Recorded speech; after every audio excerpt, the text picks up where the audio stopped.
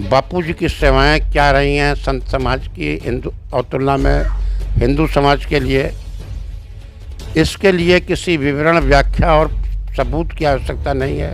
रोम राज्य में जो बर्ताव उनके साथ हुआ वही बर्ताव राम राज्य में भी हो रहा है। डिस्ट्रिक्ट जज, हाई कोर्ट जज, सुप्रीम कोर्ट जज हर लेवल से सजा पाने के बावजूद राजीव गांधी के हत्यारे जो उग्रवादी भी हैं, आतंकवादी भी हैं, प्रधानमंत्री की हत्या की है, इससे जघन्य अपराध कौन होगा?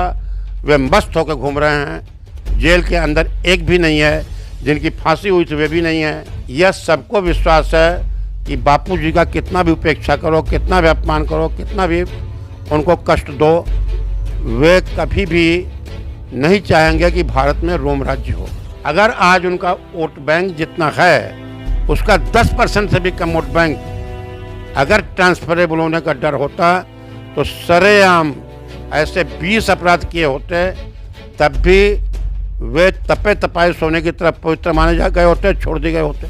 आपको लोग विवश समझते हैं जो उनके समर्थक हैं, ये जाएंगे कहाँ ये, इसलिए वे उनकी उपेक्षा हो रही है।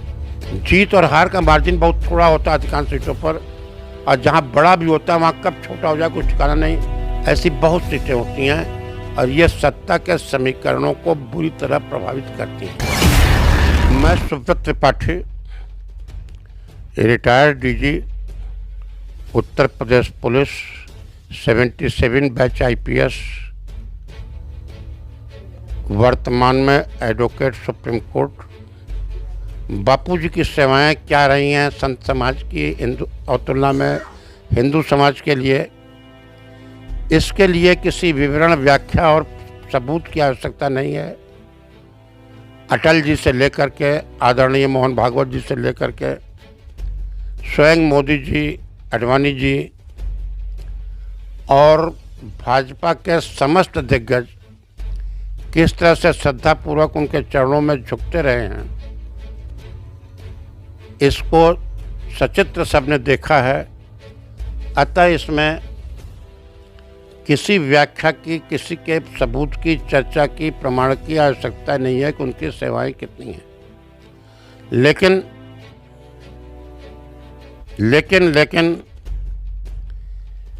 रोम राज्य में जो बर्ताव उनके साथ हुआ वही बर्ताव राम राज्य में भी हो रहा है कि नहीं हो रहा है। इसके पीछे कारण है, वह कारण यह है कि बापूजी की यह व्यवस्था है कि वह चाह करके भी राम राज्य के विरोध में रोम राज्य का समर्थन नहीं कर सकते हैं, ऐसा सबका विश्वास है। और जो ट्रांसफरेबल वोट होता है कि प्रसन्न होने पर मिले और अप्रसन्न होने पर न मिले, उसी वोट से राजनीतिज्ञ डरते हैं। आप ध्यान दीजिए, किसानों का आंदोलन था, मोदी जी ने किसके कानून बनाए? 3 कानून बनाए।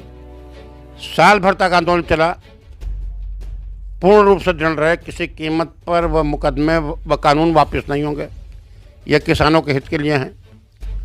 वे कानून किसानों के हित में थे या नहीं थे, मैं इस विवाद में नहीं पढ़ना चाह रहा हूँ, इस पर कोई टिप्पणी दे रहा हूँ। लेकिन जब वही किसान, वही जाट अपने भीड़ में जब उन्होंने नारा लगाया हर हर महादेव, अल्लाह अकबर, उस दिन एकाएक ज्ञान प्रकट हो गया। तीनों कानून एक ही दिन में 24 घंटे के अंदर निरस्त हो गए और स्वयं प्रधानमंत्री जी ने सारी जिद छोड़ करके देश से और किसानों से क्षमा याचना की और सारे कानून जड़ से समाप्त हो गए, केवल एक नारे में। क्योंकि उन्हें लगा कि हर हर महादेव कहने वाला जाट अल्लाह अकबर भी बोल सकता है। अगर ये कानून नहीं हटे, एक तराजू पर 100 किलो, दूसरे पे 101 किलो है, आप जीतेंगे कब? जब आपके पास 102 किलो होगा। 99 किलो तक अपनी औकात बना लें, आप व्यर्थ हैं। लेकिन अगर आपके हाथ में केवल 2 किलो है तो 2 किलो औकात वाले के पैर दबाने के लिए 100 और 101 किलो वाले मजबूर हैं। एक पैर 100 किलो वाला दबाएगा, दूसरा पैर 101 किलो वाला दबाएगा, अर्थात 201 किलो के वजन वालों से चरण चापन करवाने के लिए केवल 2 किलो की औकात चाहिए। इसे प्रेशर ग्रुप थ्योरी कहते हैं। इसका सफलतापूर्वक प्रयोग केवल अब तक इजराइल के लोगों ने अमेरिका में किया है कि अमेरिका का कोई भी प्रेसिडेंट आवे वह इजराइल के पीछे दुम दबाए भागता रहता है, किसी पार्टी के प्रेसिडेंट का। बापू जी की तो बहुत बड़ी औकात है। बापू जी की 2% औकात पर ताज और तख्त लुढ़क सकते हैं। जीत और हार का मार्जिन बहुत थोड़ा होता है अधिकांश सीटों पर, और जहां बड़ा भी होता है वहां कब छोटा हो जाए कुछ ठिकाना नहीं। राहुल जी लाखों वोट से जीते थे, केवल कुछ हजार वोटों से। स्मृति ईरानी जी से हार गई, नहीं हार गए। मेनका जी कितने वोटों से जीती हारी हैं? अगर खाली 100 परिवार पत्र विधानसभा उनके खिलाफ हो गए होते, 100 परिवार अर्थात 10 लोगों ने 10-10 परिवारों को खाली मोटिवेट कर दिया होता तो उतने में इतिहास हो गई होती। जौनपुर के सांसद केवल 100 आदमी प्रति विधानसभा नाराज हो गए होते तो साफ हो गए होते। ऐसी बहुत सीटें होती हैं और ये सत्ता के समीकरणों को बुरी तरह प्रभावित करती हैं। बापूजी के बारे में वही मजबूरी है। इसी कारण से तमाम लोग वे केस में सही फंसे झूठे फंसे, इस पर लंबी घंटों बात हो सकती है। लेकिन विल्किस बानो कांड, जिसमें माननीय सुप्रीम कोर्ट ने दर्जनों लोगों को सजा दी थी, सारे के सारे लोग छोड़ दिए गए, नहीं छोड़ दिए गए। अब दोबारा सुप्रीम कोर्ट का आदेश भले अंदर जाए, छूट गए। गोरखपुर देवरिया महाराजगंज में अमरमल त्रिपाठी जी पति पत्नी छूटे कि नहीं छूटे? क्योंकि वे पक्ष में भी जा सकते थे, विपक्ष में भी जा सकते थे। यही काम लोग जानते हैं कि बापूजी नहीं कर पाएंगे। एक पुरानी कहावत है, एक बार मुझे बहुत थोड़ा सा प्रसंग आपका 2 मिनट और लेंगे। माननीय कमलापति त्रिपाठी जी की एक संस्मरण याद आ रहा है। वे रेलवे मंत्री थे। एक पत्रकार ने उनसे पूछा, मैं उनके साथ ड्यूटी पर था, उस टाइम नौकरी में था, कि बहुगुणा जी को चीफ मिनिस्टर बना दिया गया, नारायण दत्त तिवारी को 3-3 बार बना दिया गया, 3-3 बार 4-4 बार, आपको या आपके परिवार को दोबारा कोई महत्वपूर्ण जिम्मेदारी क्यों नहीं दी गई? तो उन्होंने कहा, उदाहरण दिया बेटी और बहू का, कि जब माँ बीमार पड़ती है तो बेटी बुलाओ बेटी बुलाओ बेटी बुलाओ चिल्लाती है, और जब वास्तव मरने लगती तो घर की चाबी बहू दे जाती है। आज तक किसी माँ ने अपने घर की चाबी बेटी को नहीं दिया है, बहू को दिया है। उसी तरह से उन्होंने कहा कमलापत जी ने कि कमलापत कांग्रेस परिवार की बेटी हैं, नारायण दत्त जी कांग्रेस परिवार की बहू हैं, आसाराम बापू जी हिंदुत्व के परिवार की, चाहे संघ का परिवार हो, भले वे संघ के सदस्य हो ना हो, लेकिन कोई भी हिंदुत्व के विचारधारा पर आधारित पार्टी हो, उस परिवार की वे बेटी है। और घर की चाबी बेटी को नहीं मिलती, बहुओं को मिलती है। पूंछ सदैव उस वोट बैंक की होती है जो हिल सकता है। अभी आप लेटेस्ट उदाहरण देख लीजिए, अखिलेश जी खुल्लम खुल्ला कह रहे थे राम मंदिर में जाएंगे उद्घाटन में, डिम्पल जी जाएंगे, सब लोग जाने तैयार थे, लेकिन खाली सोनिया जी और खड़गे साहब के मुंह से निकला कि हम नहीं जाएंगे। जितने विपक्ष नेता थे उनकी जमीन खिसकने लगी।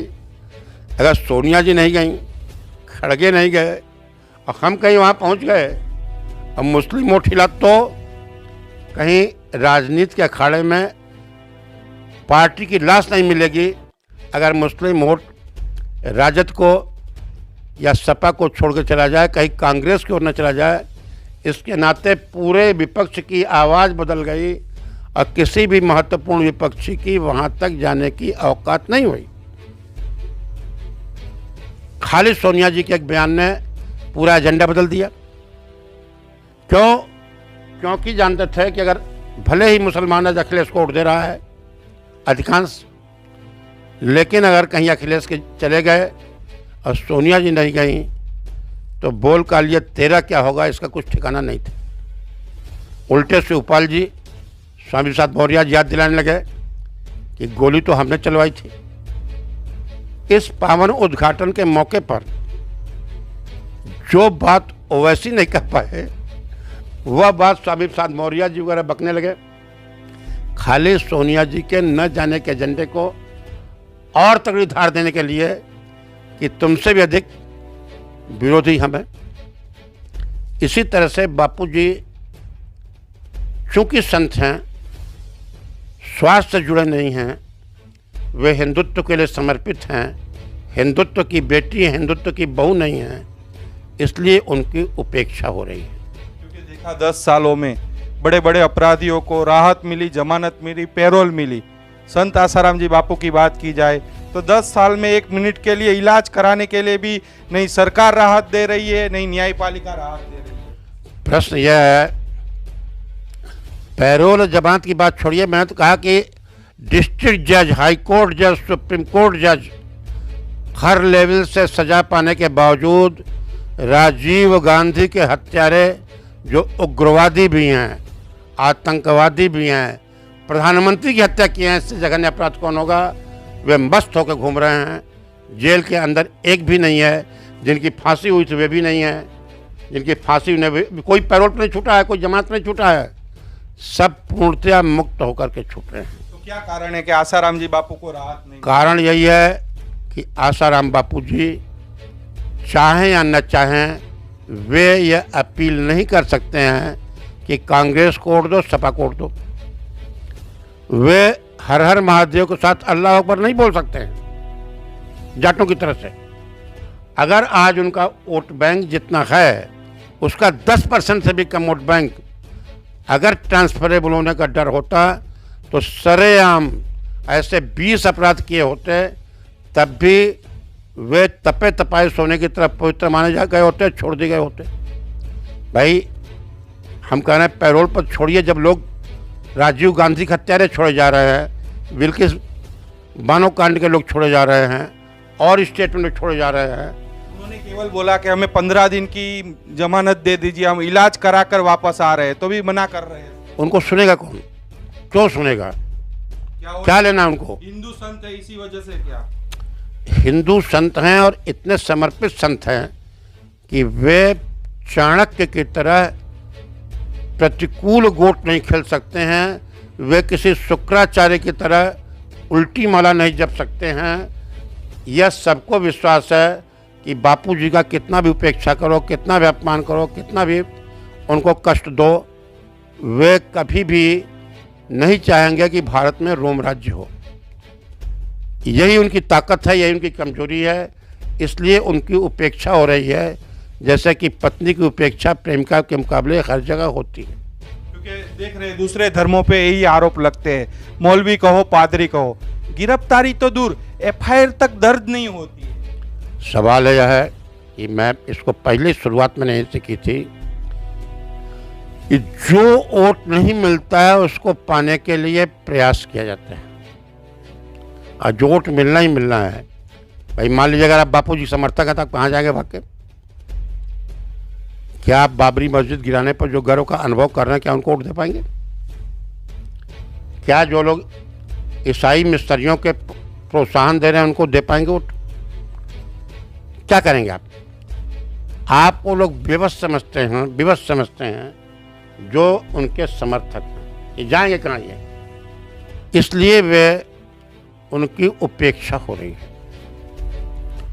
अगर इसका 10% वोट भी ट्रांसफरेबल होता, कि ट्रांसफरेबल वोट के माने होता है, प्रेशर ग्रुप के माने होता है, अगर आप मेरी बात नहीं मानेंगे, चाहे आपसे 100 गुना गंदा आदमी आ जाए, हम आपको नहीं रहने देंगे। इसी को प्रेशर ग्रुप कहते हैं।